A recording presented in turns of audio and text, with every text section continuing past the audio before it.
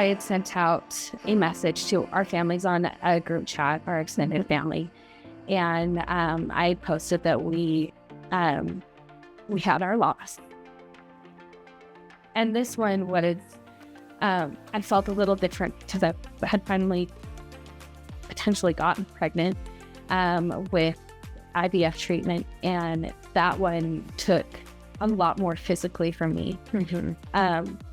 And that's the one where I felt more betrayed by my body, because initially my body was all that was working for it. Yes. And it stopped working. Yeah. And it's like, are you serious? What else can I take here? And so we had to go through the egg retrieval. We had to go through an obscene amount of medications. We had to then... All while you have another small child at that point. Yeah, and we were... So it's getting exponentially worse. And you're in grad school. Yeah. Well, in grad school at that point, I'm like, oh my God, too much.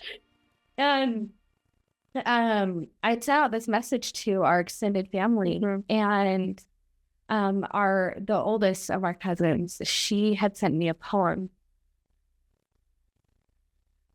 that I went back and just read yesterday. So it's very tender. And I'll text it to you so you can share it. Sure. Yes, we'd love to. But the basis of it being that I would have pulled you out of this situation if I could. And it was, I would have pulled Jesus off the cross to take away his suffering. I would have pulled Joseph Smith out of that prison cell. I would have done all these things to prevent this pain and suffering, but that's on my own short timeline of knowledge. But had Jesus come off the cross, we wouldn't have had the full scope of the atonement for him to show up for us while we are in our grief. We wouldn't have the restoration of the gospel of Jesus Christ. We wouldn't have all the wonderful effects that come after the tragedies that we read about in the gospel and in history even, because tragedy brings growth. Yes, it brings growth to a nation, it brings growth to a community, it brings growth to a family, it brings growth to a couple and a person on a very special and sacred level. And that type of growth doesn't happen without a refiner's fire, right? It really doesn't. And I'm grateful for that growth. I did not enjoy the process. It hurt. But when I was reading that poem that Ashley had sent me, at the end of it, it said, as much as I'd love to pull you out, I'll get on my knees with you. And that's what our family did. They rallied around us from around the country on both sides of our family, our Linder Montagnoli side and our Mullins side. And while we prayed for miracles, but the miracle was what happened inside my heart. And giving opportunities for everybody to see how God works and how things can come together from a real big mess into something really beautiful. And I mean, looking forward now, we have our beautiful kids. You had 2 twin girls. Yes, we have our oldest. He turned 6 in December, and then through IVF we got twin girls, and they just turned 2. And they're the cutest thing ever. They're apart. Yes. I know. And can't you see now, hindsight's always 20/20. Yeah. That the abilities that you've grown, the strength, the endurance, the patience, the wisdom. I mean, so many beautiful things have come from this that's prepared you for each next hard thing. Yeah. And that's the thing is, we sometimes have this false vision of, oh, we're going to go through something hard. I remember being young in my marriage and thinking, oh, you might have like 1 or 2 hard things. Or I remember going through a hard thing feeling like, oh, okay, well, I survived this. And I'm glad I had it early on, because now I'm sure. Now we're free reign. We don't have things anymore because we already paid our dues up front. Exactly. I remember thinking that. Advertising this up. Yes, it's not like, let's just say that right now, because then I would go to the next hard thing and I would be a little surprised. Like, wait a minute, I have to do 2 hard hard things? Because I did a really hard one. Like, didn't I get a pass after that? Strong. I should be able to do this, right? But then it's been amazing to me to see that, oh no, actually this whole life is going to be hard. It's going to be one thing after another. And at some point along, I shifted my perspective. Instead of getting those hard things and wishing them away and just trying to endure them with a ton of grit and just hunkering down, which you do have to do it to some degree. But I think the wisdom that I did gain after seeing, oh, each wave's going to come and it's going to come and it's going to come, instead learning to embrace the challenge. You surf the waves. You bodyboard the waves. You do. You dug under the waves. Yes. You learn how to work with the waves so it doesn't completely throw you into the white water of the crash. Yes, exactly. And so once you become that body surfer, that really great, surfer on the board, all the different ways you can surf that wave, you do start to feel some pride in, wow, I've got this, I can do this. And each time the wave comes, you're just like ready for the challenge and ready for the journey and ready for the lessons and the gifts that come on the other side, because you know that they're there. And so you've done that, and now you're doing the next hard thing. And I know, and you're preparing for another hard thing coming up. Yeah. It doesn't get a lot easier. It just gets, you just get better at doing it. This game of life. Skill. You develop I remember, so I served as a missionary for our church a long time ago. And which was a hard thing that prepared you for these things in motherhood. Exactly what I'm getting. Yeah. I went through a really hard season at the end of my mission that we don't need to dive into. But my mission president, he told me very specifically that these things are going to prepare you for something in your future. Wow. I don't want it. Yeah. Nothing. Never mind. No.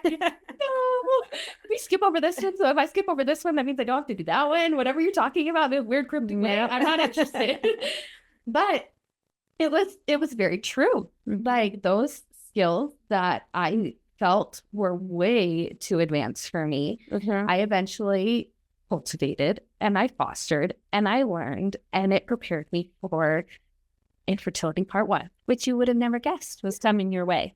No, it's not like, hey, we're getting married, let's go to the doctor to make sure we can have kids before we get married. Yeah. Like, and it's all, your mother didn't go through this. No. So, and your aunts, I didn't go through this. So no one, you were the first. No, I don't think any of you did. You were the first one in the family really to start to experience this and open our eyes to, wow, this is a whole different. Babies were easy. Yes, it's a whole different level of challenge that you have forged the way in a beautiful way. Realize how deeply that need to mother and to have children and be united in your husband and creating that. But it takes a whole lot more than until you can't have it. Yes. It takes a lot of doctors. Like, it's kind of a joke, like, how many people does it take to get a light bulb and how many people does it take to get Francesca pregnant? Like, a whole lot, a team. And I know exactly when and where and who all was involved and how many doctors and how many thousands of dollars. And yes, the cost is, that's a whole other conversation. Yes. But we're not the only ones, like, at all. Like, 1 in 4 women now are having miscarriages. And that alone is so painfully brutal, because I don't think people really understand what a miscarriage entails. We see on TV shows, movies, whatever, that's just like, oh, the woman starts bleeding, she's on the floor, she's crying, and then she goes to the doctor and then she's sad. Right. No, there's a lot more to that. A whole lot to that. There's, so my second miscarriage was, after you do an IVF transfer, if it doesn't take, they call it a miscarriage. So the first one, I didn't really feel a baby connection with that, because I'm like, it just didn't take. It felt like a really heavy period. So that thing. But my second one ended up in an ectopic pregnancy. I did not realize that IVF could end in an ectopic pregnancy. It wasn't even that, like, there was a missing baby in my body. They had no idea where this baby was. They're crazy. But I had started bleeding. They thought that I was losing the baby, and I thought we were done because I bled so much. And like, I don't want to go get poked again, because you have to go in for blood draws to make sure, because the regular pregnancy test doesn't count. So you have to go in and get poked, and you have to gear yourself up for those stages. I already had so many needles, like no more. And we hit like 3 or 4 weeks afterwards, and my doctors are like, you need to come in for a blood draw. I'm like, I don't want to. They're like, it's really important. Fine. So I coordinate for somebody to watch my son, and I go and get my blood draw, and it says I am super mega pregnant. Go in, and so then I'm like, have this excitement, like hated feeling, like cautiously optimistic. I think I'm pregnant. I might be pregnant. I call my husband. I'm like, I don't know what's happening here. And we were actually, this cautious optimism because you don't want to let yourself get excited. Yes, very scared. Like, should I be excited about this? Because you don't want to. It's the protecting that comes in because you know what could also happen. Loved hard, loved big, hurt big. Like, yes, you're like, those go together. Big or one. Big love, big hurt. And I went in, I did my blood draw, and they called us back, and my brother-in-law and sister-in-law were in the car, and they were like, you are super pregnant. You want to have a party? Come in for an ultrasound. And so they kept our son, and we went to the ultrasound, and they couldn't find a baby yet. So somehow I was really pregnant, but not in my uterus. And it's amazing what our bodies are capable of. Things you don't even know or realize. And then they're like, well, this isn't a survivable pregnancy. You can die. And so then we had a choice. Do we want to see if this can ride out? If maybe there's just this like itty bitty teeny weeny baby that's possibly in your uterus, or potentially bleed out before you can get to the hospital because it ruptures in your stomach. Not a lot of great choices you were facing. No. So we had to go and terminate our pregnancy. And then again, there was the bleeding. And not only accompanied with that, the way that they terminate with this kind of pregnancy was with a medicine called methotrexate. And it's actually a cancer medication. And it came with migraines. Where I was in bed for a week straight. I was cramping, and it puts you, it can contracts your uterus. So it's like you're in labor. Yes, you have to go through all that. You go through all of that. And then the recovery that comes with it. And it's not just a sad woman bleeding on the floor and then going to the doctor and calling it. I needed serious help. Yeah. And we sent out, what did my husband call it? I'm a Batman. Like an alert, like a bad alert or something. Yeah. You send out an alert. Francesca's not okay. Yes. I need some help here. Yeah. And good for him to know that my wife is not okay and I need some help. Yes. Because sometimes our husbands don't know to do that. Well, or have the courage to do that, or the wisdom to do that. Or awareness. And I feel like that was one of our gifts that came. Yes. Because he was in tune to you and your needs.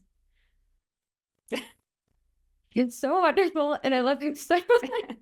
And he is so in tune, even now. I mean, we're not in the thick of infertility. And when he can see my need, and he's like, Francesca, you're not okay. I've got this. You go take a bath. You go take a walk. And that being you're not in the thick of infertility, but you're in the thick of raising twins. Yes. And another level of hard. And so that was that is definitely one of our gifts. But he is just so aware of me. So he sent the bat signal. That's what it is. He sent out the bat signal. His mom came and found me as she walked in. And she found me on the floor sobbing with a heating pad and a blanket. And she just came. And my mom came. And my sister came. And my friends rallied around me. They